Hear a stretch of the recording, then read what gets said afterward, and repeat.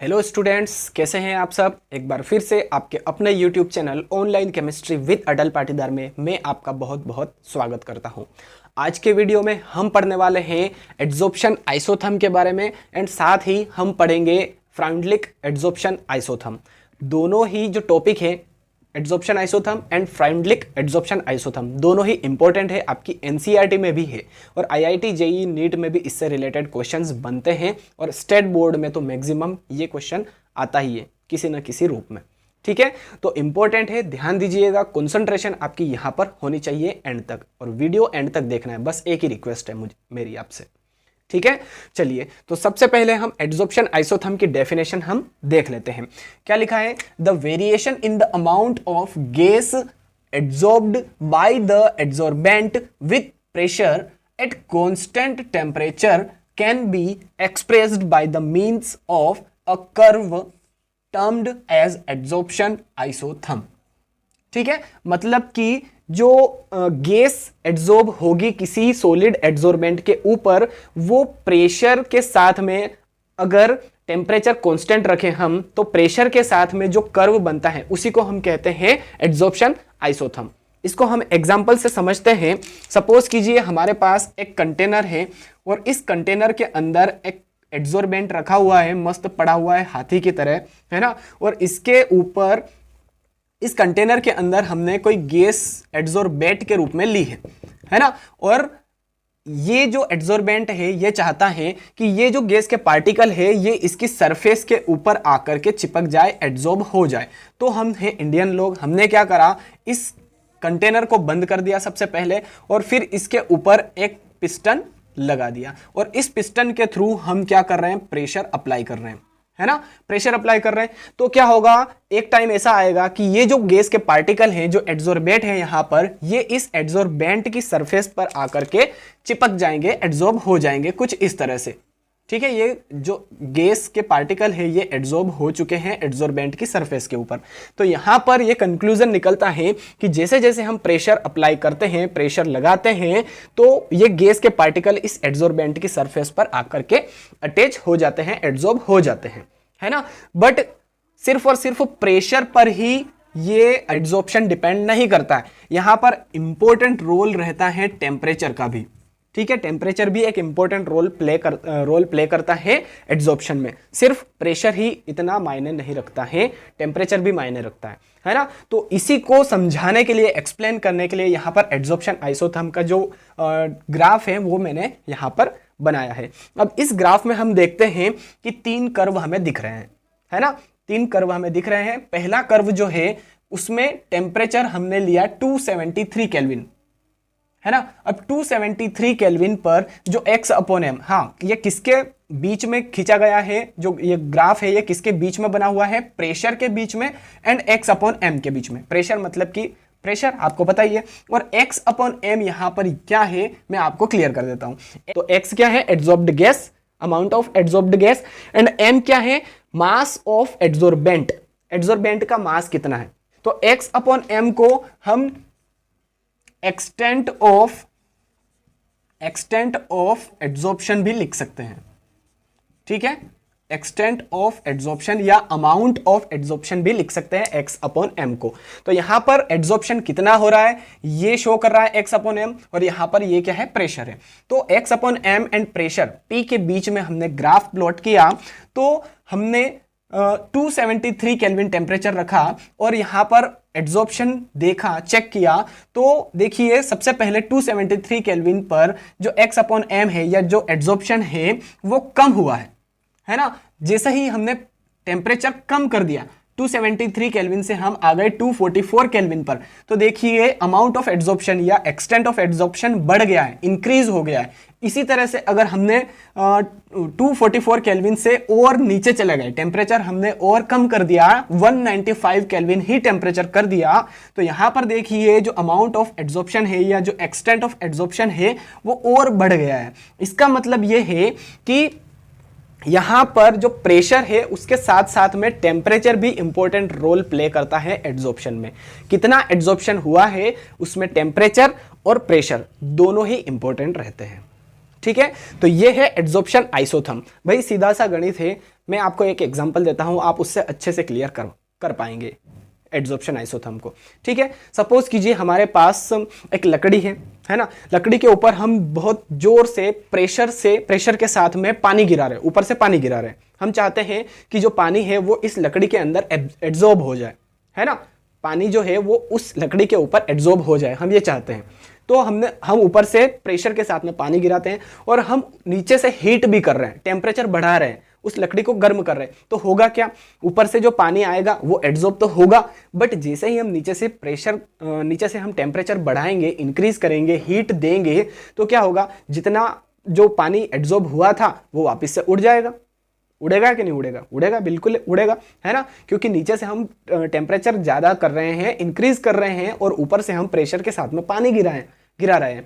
तो पानी एब्जॉर्ब होगा लकड़ी की सरफेस पर, बट जितना पानी एब्जॉर्ब होगा उतना ही नीचे से हीट देने पर वापस से उड़ जाएगा। ठीक है, तो प्रेशर भी इंपॉर्टेंट रोल प्ले करता है, जितना ज्यादा प्रेशर होगा एब्जॉर्प्शन उतना ही ज्यादा होगा, बात सही है। बट अगर हम टेम्परेचर भी बढ़ा रहे हैं प्रेशर के साथ साथ में, तो टेम्परेचर बढ़ाने पर जो जितना एब्जॉर्प्शन हुआ था उतना ही डिसॉर्प्शन हो जाएगा। डिसॉर्प्शन मतलब कि जो एड्सॉर्बेट है वो एड्सॉर्बेंट की सरफेस को छोड़ करके चला जाएगा। यहां पर एड्सॉर्बेट गैस है, तो गैस क्या हो जाएगी, उड़ जाएगी एड्सॉर्बेंट की सरफेस के ऊपर से। ठीक है, तो ये है हमारा सिंपल सा topic adsorption isotherm. I hope आप अच्छे से क्लियर कर पाए होंगे एड्सॉर्प्शन आइसोथर्म को। चलिए गाइस, तो अब वीडियो का सेकेंड पार्ट जो है फ्राउंडलिक एड्सॉर्प्शन आइसोथर्म, वो हम देख लेते हैं, समझ लेते हैं। तो फ्राउंडलिक एड्सॉर्प्शन आइसोथर्म में क्या लिखा है, the relationship between the extent of adsorption and pressure can be expressed mathematically by this equation. जो रिलेशनशिप है एक्सटेंट ऑफ एड्सॉर्प्शन और प्रेशर के बीच में, है ना, अमाउंट ऑफ एड्सॉर्प्शन या एक्सटेंट ऑफ एड्सॉर्प्शन और प्रेशर के बीच में जो रिलेशनशिप होती है उसको मैथमेटिकली इस फॉर्मूले के थ्रू या इस इक्वेशन के थ्रू हम लिख सकते हैं। इक्वेशन क्या है, x upon m is equals to k into p to the power 1 upon n, और यहां पर n की वैल्यू क्या होगी, x से बड़ी होगी, है ना, n इज ग्रेटर देन 1। इसको हमने दे दिया इक्वेशन 1। अब आगे लिखा है this relationship is known as Freundlich adsorption isotherm. ये रिलेशनशिप क्या कहलाती है, फ्राउंडलिक एड्सॉर्प्शन आइसोथर्म कहलाती है। और ये एक्सपेरिमेंट के थ्रू फ्राउंडलिक ने दी थी, हम इसको चैलेंज नहीं कर सकते हैं, जो उसने दिया है वो हमें पढ़ना है। एनसीईआरटी में बहुत कम दिया हुआ है, मैं आपको फुल एक्सप्लेन करूंगा। ठीक है, टेंशन नहीं लेना है। जब तक आप इस वीडियो को देख रहे हैं, आप इस चैनल पर हैं, आपको टेंशन नहीं लेना है। आप सारी टेंशन मुझ पर छोड़ दीजिए। आपका काम बस वीडियो को एंड तक ध्यान से, कंसंट्रेशन से देखना है। ठीक है, चलिए, तो ये जो इक्वेशन थी इसी को हम कहते हैं फ्राउंडलिक एड्सॉर्प्शन आइसोथर्म, है ना। इक्वेशन क्या है, x upon m is equals to k into p raised to the power 1 upon n। अब यहां पर जो सिंबल हमने यूज किए हैं, इनका मीनिंग क्या है, इनका मतलब क्या है, वो हम देख लेते हैं। लिखा वेयर x, है ना, x का मतलब क्या है, the mass of gas adsorbed, कितनी मात्रा में गैस एड्सॉर्ब हुई है किसी एड्सॉर्बेंट की सरफेस के ऊपर, ये शो करता है x। अब m क्या शो कर रहा है, मास ऑफ एड्सॉर्बेंट, एड्सॉर्बेंट का मास कितना है ये शो करता है m।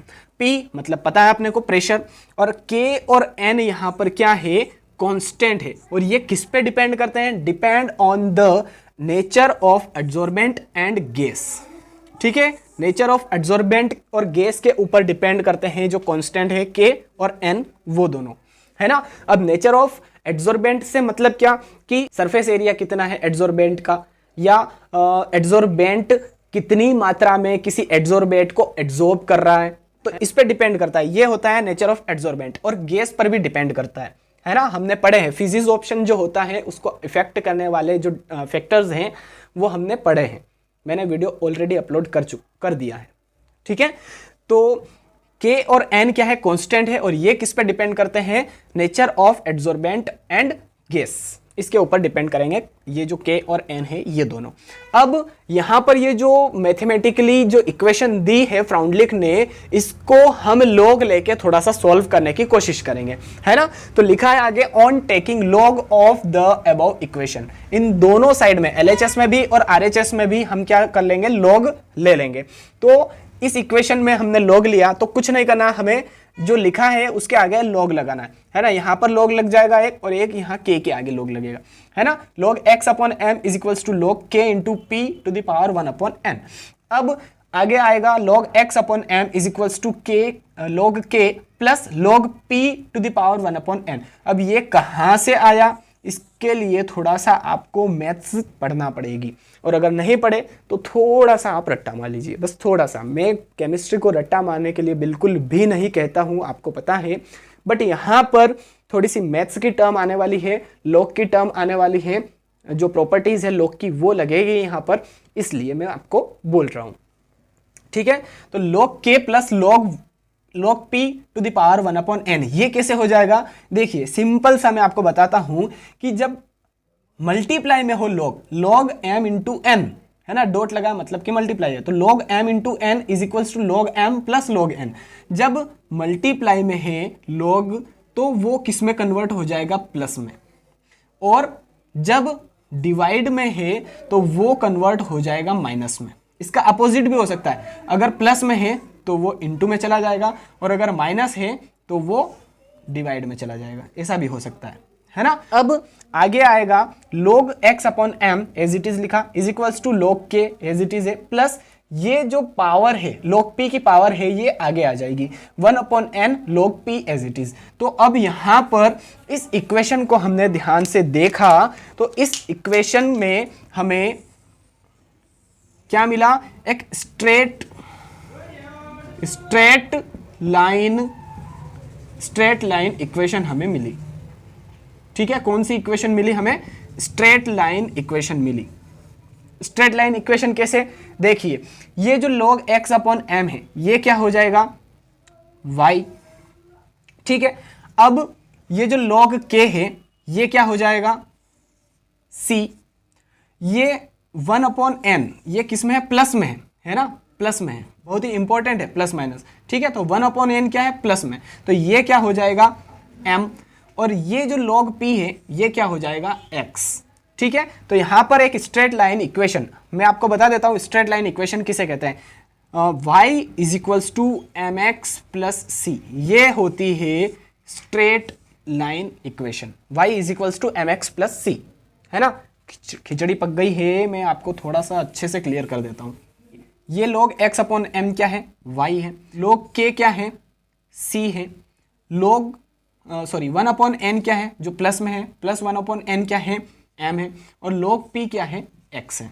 तो ये देखिए इक्वेशन बन गई y is equals to m x plus c. तो आई थिंक ये जो टॉपिक था फ्राउंडलिक एड्सॉर्प्शन आइसोथर्म, यहाँ तक जो है वो आपको अच्छे से क्लियर हो चुका है। तो चलिए गाइज, मैंने आपके लिए यहाँ पर जो ग्राफ है वो प्लॉट कर दिया है ना। वीडियो बहुत बड़ा हो जाएगा इसलिए मैंने पहले ही ग्राफ यहाँ पर प्लॉट कर दिया है, मैं अब आपको एक्सप्लेन कर दूंगा।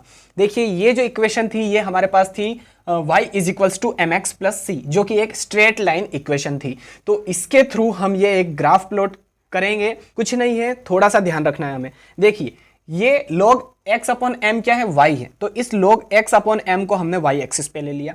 यहाँ पर log p क्या है, x है, तो इसको हमने x एक्सिस पर ले लिया। अब यहाँ पर जो log k है वो एक इंटरसेप्ट है ना, तो ये हमने इंटरसेप्ट ले लिया log k।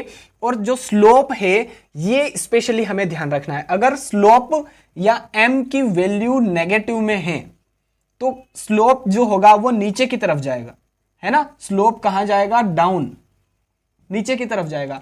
और अगर m की वैल्यू पॉजिटिव है, m की वैल्यू पॉजिटिव है, तो स्लोप कहां पर जाएगा, ऊपर जाएगा। ये इंपॉर्टेंट बात है इस ग्राफ की, बस इतना सा ध्यान रख लिया तो ये ग्राफ बन गया, समझो, है ना।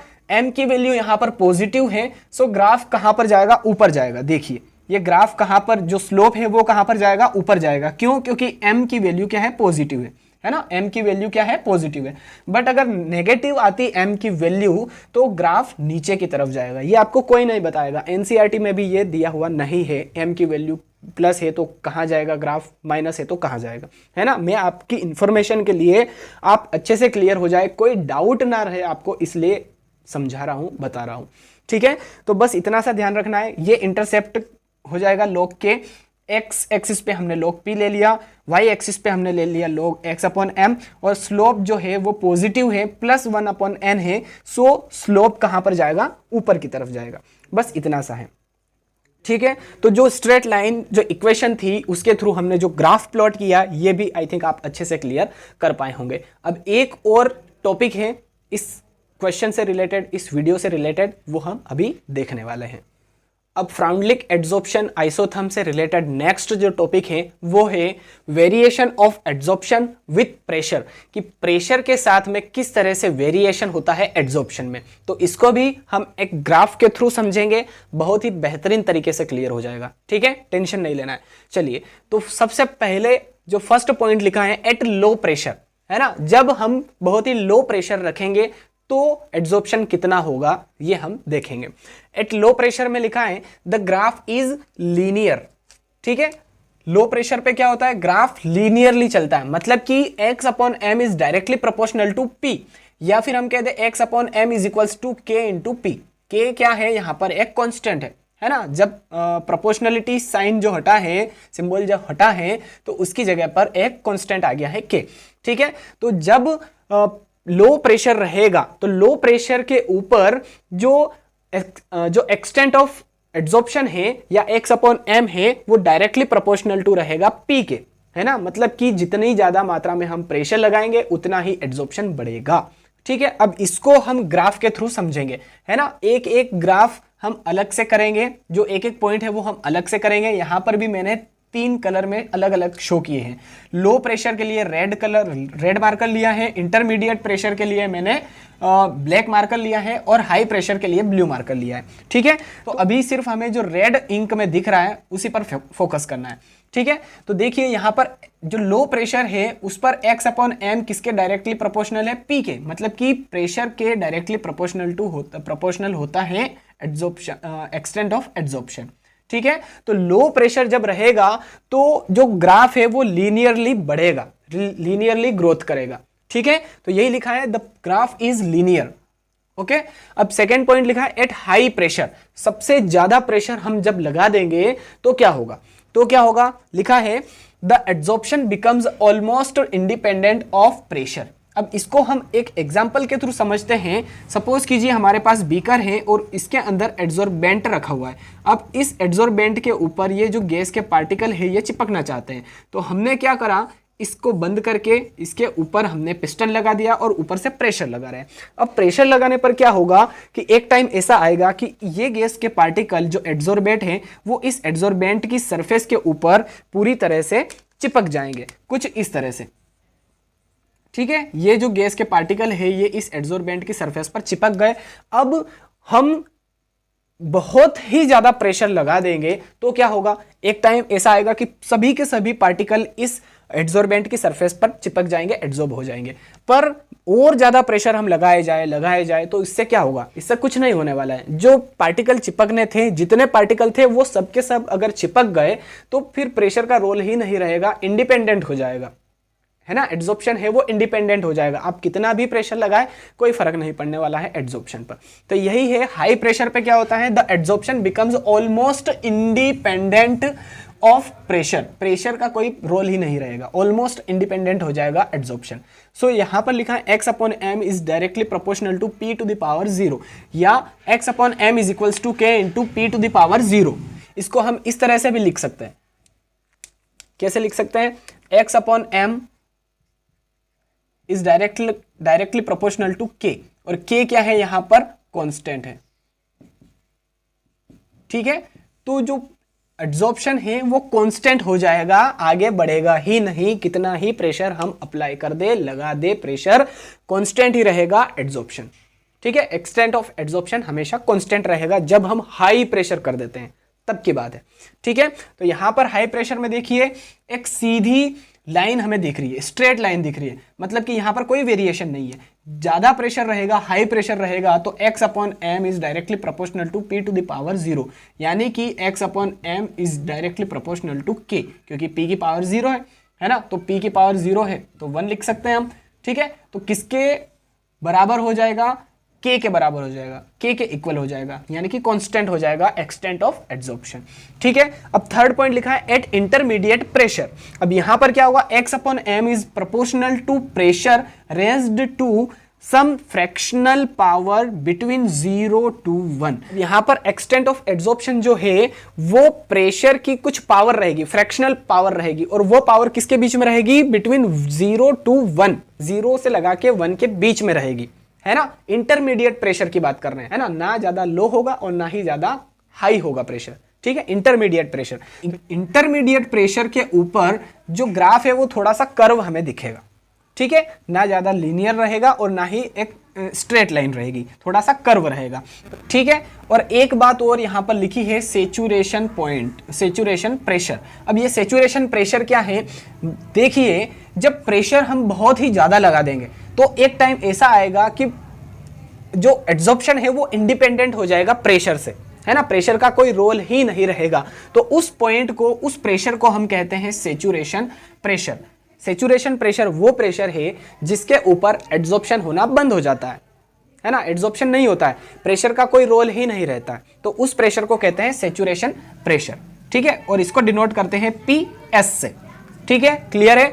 तो आई थिंक जो variation of adsorption with pressure है ना, प्रेशर के साथ में किस तरह से वेरिएशन होता है एड्सॉर्प्शन में, ये आप इस ग्राफ के थ्रू और यहाँ पर जो थ्योरी लिखी है उसके थ्रू आप अच्छे से क्लियर कर पाए होंगे, ऐसी मेरी उम्मीद है।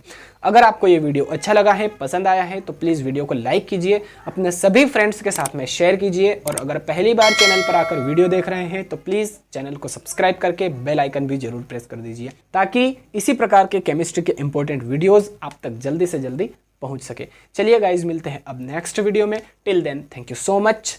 जय हिंद।